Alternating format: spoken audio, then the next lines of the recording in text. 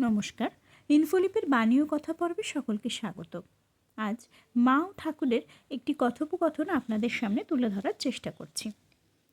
মা একদিন স্ত্রী ভক্তদের নিকট গল্প করছিলেন। আহা, তিনি আমার সঙ্গে কী ব্যবহারই করতেন। একদিনও মনে ব্যথা পাওয়ার মতো কিচ্ছু বলেননি, কখনো ফুলটি দিয়েও ঘা দেননি। একদিন দক্ষিণেশ্বরে আমি তার ঘরে খাবার রাখতে গেছি। লক্ষ্মী রেখে যাচ্ছে মনে করে তিনি বললেন, দরজাটা ভেজিয়ে দিয়ে যাস। আমি বললাম আচ্ছা। আমার গলার স্বর শুনতে পেয়ে তিনি চমকে উঠে বললেন, কে তুমি? তুমি এসেছো বুঝতে পারিনি তো। আমি মনে করেছিলাম লক্ষ্মী। কিছু মনে করনি তো? আমি বললাম, তা বললেই বা। কখনো আমাকে তুমি ছাড়া তুই বলেননি। কিসে ভালো থাকবো তাই করেছেন।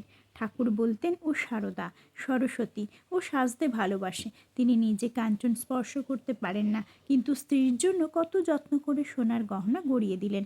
ডায়মন্ড কাটা বালা, তাবিজ, প্রকাণ্ড নথ, আরও কত গহনা তখনকার দিনে যেমন চলন।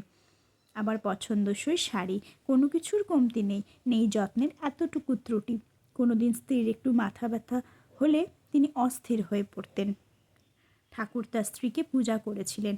এই পূজা পাশ্চাত্য প্রচলিত নারীর প্রতি সম্মান দেখানো নয়। এই পূজা আত্মার পূজা, মাতৃত্ব ও দেবীত্বের পুজো। নারীকে দিব্য সিংহাসনে বসানো, সে মহিম্মি প্রতিষ্ঠা করা।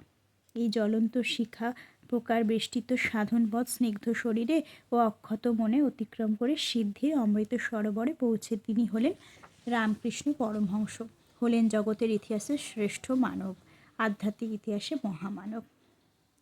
এই সুন্দর ঘটনা আপনাদের সামনে আজ তুলে ধরলাম। সকলে ভালো থাকবেন, সুস্থ থাকবেন, আনন্দে থাকবেন।